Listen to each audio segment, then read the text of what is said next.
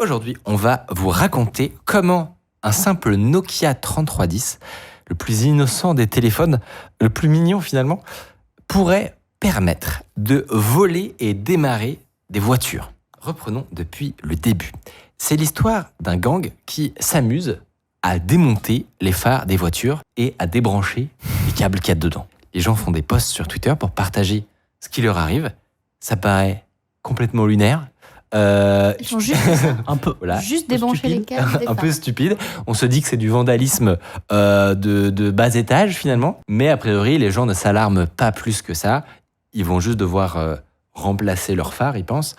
Mais voilà, pas d'inquiétude finalement. Pourtant, quelques jours plus tard, ça change vite d'ambiance puisque leur voiture disparaît. Cette malencontreuse affaire est notamment arrivée à un certain Yann Tabor, qui est un chercheur en cybersécurité dans l'automobile. Donc ça lui est arrivé à lui, quoi. Fallait que ça lui tombe dessus. Fallait que ça lui tombe dessus. Pas sûr qu'ils n'ont pas visé le bon cheval. Exactement. A priori, Il va avoir une belle caisse. les voleurs ont probablement fait mauvaise pioche puisque notre ami ne va pas s'arrêter à ce vol. Il va décider de faire sa propre investigation. Surtout que c'est arrivé à un de ses voisins quelques jours plus tard. Enfin bref, ça commence à être vraiment... Ouais, c'est le quartier qui est gangréné Exactement. par ce fléau. Dans les deux cas, c'est deux voitures récentes avec des systèmes de protection et de cybersécurité qui sont avancés. Donc tout porte à croire que les voleurs ont trouvé un moyen de voler ces voitures avec le phare. Si vous avez vu un film d'action, normalement, c'est des cling-cling C'est sous le volant, normalement. Sous le volant, normalement. Voilà, Dans les années 80 aussi. Hein. Exactement. Plus possible aujourd'hui, évidemment. Alors, comment est-ce possible de voler une voiture en passant par le phare ? Yann a investigué. Et attention, ça va être un tout petit peu technique. Sur les voitures, vous connaissez peut-être la prise ODB pour les diagnostics. Ouais. On-board Diagnostics. Et quand il y a un souci, le système il va enregistrer un DTC, un Diagnostic Trouble Code. Au moment du vol, Yann constate sur les DTC que l'éclairage a été perdu. En même temps, les voleurs ont arraché les câbles, donc a priori, Ouais, jusqu'ici. on s'y attendait. Mais il constate aussi que de nombreux systèmes autres sont défaillants. La caméra avant, le système hybride du moteur et d'autres. Alors comment ça se fait ? En fait, tous ces éléments sont contrôlés par un même protocole de communication. Vous l'avez peut-être deviné, c'est le CAN. En fait, tous les CAN bus ont été interrompus sur sa voiture d'après l'analyse des DTC, juste avant le vol. Pour rappel, donc, CAN, c'est Controller Area Network. C'est un protocole qui a été inventé il y a 30 ans, qui est utilisé dans les voitures, les bateaux, les avions, même dans les modules spatiaux. Bref, c'est la base. Alors Yann fouille et va découvrir que sur le dark web, à certains endroits, il y a certains dispositifs qui sont vendus. Et ça ressemble à ça. A priori, une simple enceinte JBL finalement. Sauf que la description du produit, c'est un dispositif pour voler des voitures, vendu à environ $5 000 pièce pour à peu près tous les modèles. Ok. Le prétexte qui a avancé pour ces ventes, c'est des passes universelles pour serruriers. Ok, d'accord. C'est vraiment purement à but éducatif. Voilà, exactement. Et à but journalistique. Et autant en fait, une clé de démarrage, donc le bip, et le procédé pour déverrouiller normalement une voiture, c'est très sécurisé. Ça utilise un système d'échange de clés cryptographiques qu'on considère comme vraiment plutôt sûr aujourd'hui. Autant, ce qui se passe sur ce CAN bus, c'est une autre affaire. Est-ce que, Mathieu, pour comprendre un petit peu mieux comment se passe cette fameuse attaque, tu peux nous expliquer comment ils ont réussi justement à ne pas passer par la grande porte, à ne pas avoir utilisé la clé et l'échange cryptographique, et comment ils ont pu s'introduire par le CAN? Ils ont utilisé une technique qu'on appelle le CAN injection. Et alors pour la voiture de Yann, on a un schéma un peu du réseau CAN, du bus CAN, on appelle ça. Vous voyez que sur ce schéma, on a 3 CAN bus. On a le rouge, le vert et le noir. Et il y a une passerelle au milieu qui les relie tous. Et en fait, du coup, les 3 CAN bus peuvent interagir entre eux. Et donc le but de l'attaquant, ça va être d'envoyer un signal sur ce CAN bus de clé valide. Et en fait, le CAN bus, ce n'est pas quelque chose qui est chiffré. C'est pas proposé pas protégé par des clés cryptographiques, tout simplement parce qu'en fait, il n'a pas été créé pour ça. C'est à l'intérieur d'un dispositif fermé, d'une voiture, d'un bateau. Normalement, il n'y a personne qui peut se connecter sur le CAN bus Depuis l'extérieur. depuis l'extérieur. Sauf que les pirates, les voleurs en l'occurrence, ils ont trouvé une façon de s'injecter dans le CAN bus, je vais en parler juste après. Et en fait, le plus proche où il y a un fil CAN bus qui traîne, c'est par le phare. En tout cas, sur ce modèle de voiture, c'était par le phare. Et donc, Le phare droit, là, on le exactement, voit. le phare gauche Gauche ou droit, ouais. on peut, via ce phare, en fait, accéder à un premier CAN bus. Et en fait, via cette passerelle, on va pouvoir envoyer, Se déplacer. envoyer des messages CAN bus. Alors, c'est pas si simple, et je vais rentrer un petit peu dans le détail parce que c'est super intéressant et super malin. Donc, le but, je l'ai dit, c'est d'envoyer un message de clé valide et notamment d'envoyer, là c'est en bleu sur le schéma, le door control, donc d'envoyer un message pour ouvrir la porte et d'envoyer un message pour allumer le moteur. Alors, juste si je comprends bien, l'objectif, c'est de reproduire un message qui est déjà utilisé par la voiture quand on appuie sur la Exactement. Autant le message, quand on appuie sur la clé, il est chiffré parce que c'est des ondes radio. Autant quand il commence à rentrer sur le CAN bus, là, c'est plus chiffré. Et donc, en fait, répliquer un message de clé valide, ça, c'est pas compliqué. Mais quand même, il va falloir. Enfin, c'est pas complètement en mousse, le système. Donc, il y a quelques systèmes. Donc, comment ils font ? On a compris, ils démontent le phare. Ils introduisent leur petit circuit électronique qui est soit dans une enceinte, soit dans un Nokia 3310. En fait, ils le cachent pour si jamais ils se font arrêter en mode non, mais j'étais en train d'appeler quelqu'un. Et donc, ils vont brancher cet injecteur CAN. On va l'appeler comme ça. Qu'est-ce qui se passe selon vous à ce moment-là ? Au moment où il le branche. Ouais, rien. Rien. Pourquoi ? Parce que la voiture est éteinte. C'est con, mais. Ah, bah oui. Bah oui. Ah, il faut qu'ils attendent que... Et ben du coup, je me Que suis la personne renseigné. l'ouvre. Comment ça se passe en fait ? Parce que la voiture est éteinte, il n'y a rien qui marche. En fait, si. Quand une voiture est éteinte, elle n'est pas vraiment éteinte. En fait, il y a tous ces calculateurs CAN qu'on a vus sur le schéma sont en faible énergie pour éviter de pomper trop la batterie. Et elles sont réveillées par une trame du CAN bus. Qui est souvent soit le calculateur de porte quand tu ouvres la voiture, soit le calculateur calculateur CAN qui gère la clé. Donc il y a un message magique. Il y a un message qui va réveiller le bus CAN. C'est comme du Wake Online en fait. Exactement. C'est comme du Wake Online. Et en vrai, ça m'a fait triper d'apprendre ça. Voilà. Donc du coup. Le CAN est réveillé. L'injecteur, pour l'instant, il attend un petit peu de voir passer un message. Et bon, une fois que, en gros, l'injecteur s'est assuré que le bus CAN l'écoute. En gros, c'est ça qu'il fait. Il se branche et il s'assure que le bus CAN est opérationnel. Il va envoyer un message. La clé est valide.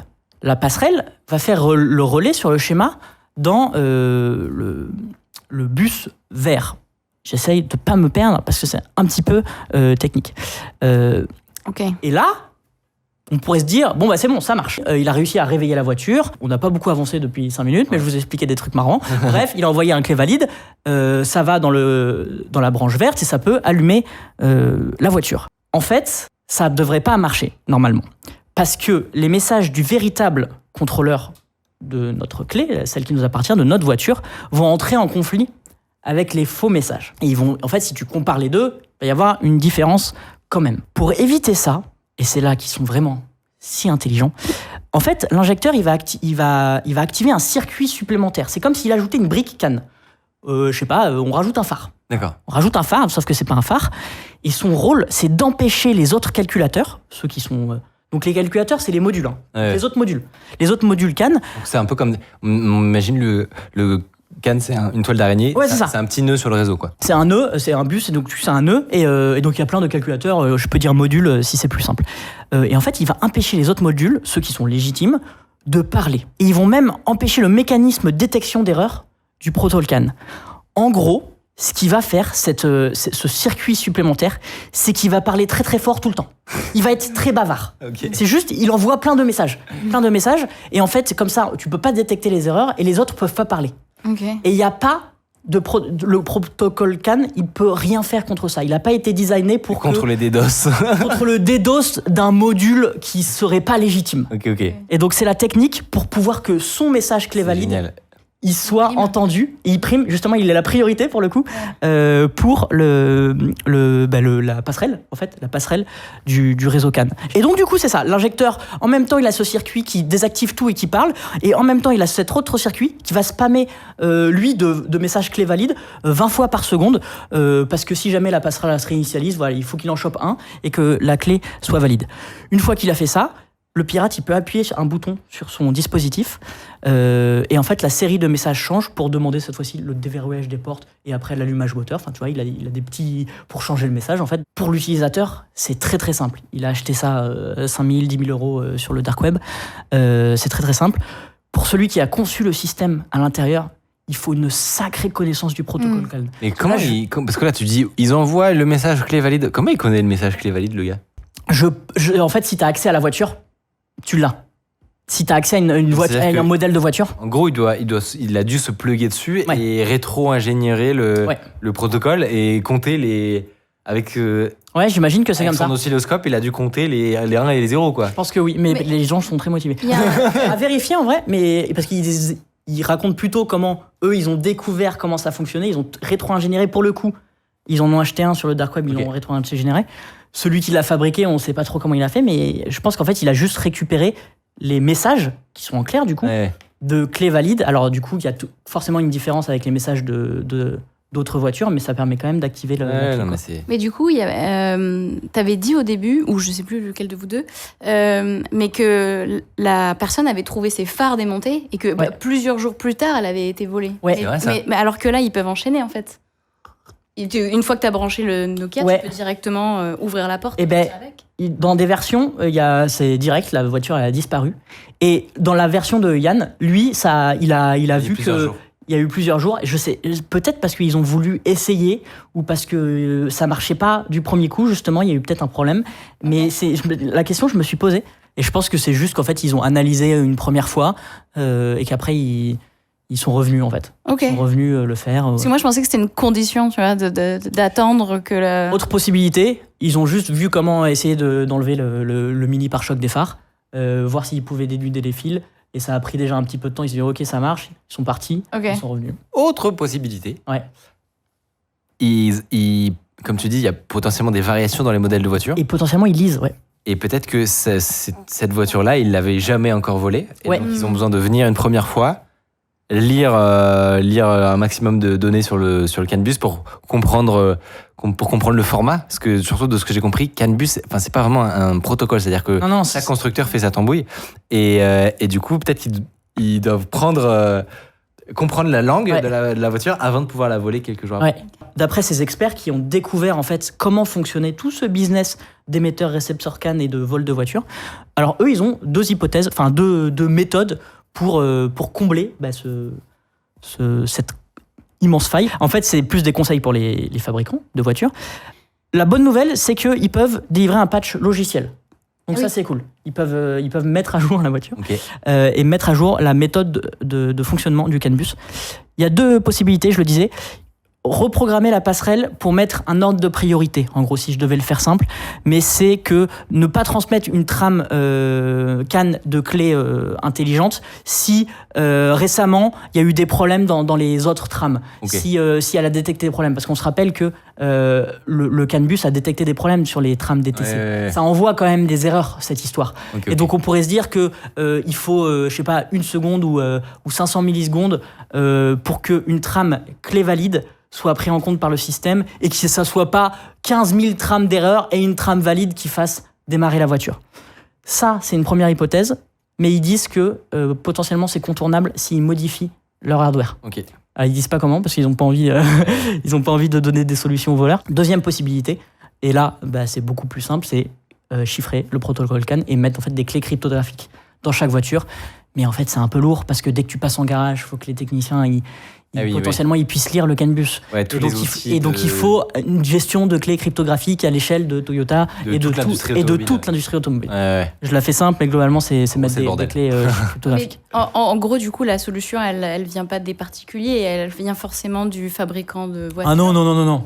Ouais, tu peux te faire voler ta voiture tranquillou. Non, mais ce que je veux dire, c'est que nous, on peut rien y faire, quoi. En gros, là, le problème, il est existant pour toutes les voitures actuellement en circulation. Ouais, toutes les voitures un peu récentes. Je sais pas si, par exemple... Ce que je suis en train de dire, c'est que c'est la merde. en gros. Je sais pas. Ça a été... C'est en 2022, il me semble, Ok. la date de cette analyse. Donc il y a potentiellement des patchs qui sont sortis. Potentiellement... Sauf si t'as une vieille caisse qui marche pas avec de l'électrique. Avec de l'électronique. Ah mais c'est sûr, hein, ça c'est les caisses récentes. Là, c'est bon. Il faut prendre Mais- une Clio. Un vieux Twingo, truc. Twingo Voilà. 1 ou 2, je pense. En gros, prenez pas prenez pas des caisses récentes. Mais du coup, c'est un peu absurde de mettre du chiffrement sur du Buscan, parce qu'il a vraiment pas été fait pour ça. Quoi. Ouais, Et c'est là où l'industrie, en fait, il y a tellement de briques qui ont été rajoutées. Genre, à aucun moment, un jour, un ingénieur, il y a 20 ans, il s'est dit, le CAN-bus va gérer des phares. À aucun moment. Mais oui, mais c'est ça. Ça n'a aussi. aucun sens, en fait. Enfin, ça, c'est pas du tout fait pour ça. Est-ce qu'on peut pas faire en sorte que ce soit pas accessible depuis le phare aussi? Aussi, on pourrait, mais ça, c'est hardware pour le coup. Ouais, On il y a pourrait, peut-être un moment où si tu dois démonter entièrement la voiture pour accéder au fil, Ouais. voilà, Mais autant je le. disais, tu pourrais faire un trou où Ah tu ouais. sais qu'il y a un fil, sauf que Ouais. bon, du coup, ça endommage la voiture, Ouais, et choper le fil comme ça. c'est vrai. Mais bon, du coup, à la revente, c'est un peu moins. Ouais. Ta voiture. Un peu louche. Si vous avez trouvé ces voleurs de voitures ingénieux, dites-vous que ce n'est rien à côté des chercheurs en cybersécurité qui ont réussi à hacker une Tesla et qui sont venus nous raconter comment ils ont fait. C'est l'occasion d'aller un peu plus loin sur le fonctionnement des CAN-bus et des diverses vulnérabilités qui peuvent être exploitées dans les voitures. C'était dans cette vidéo.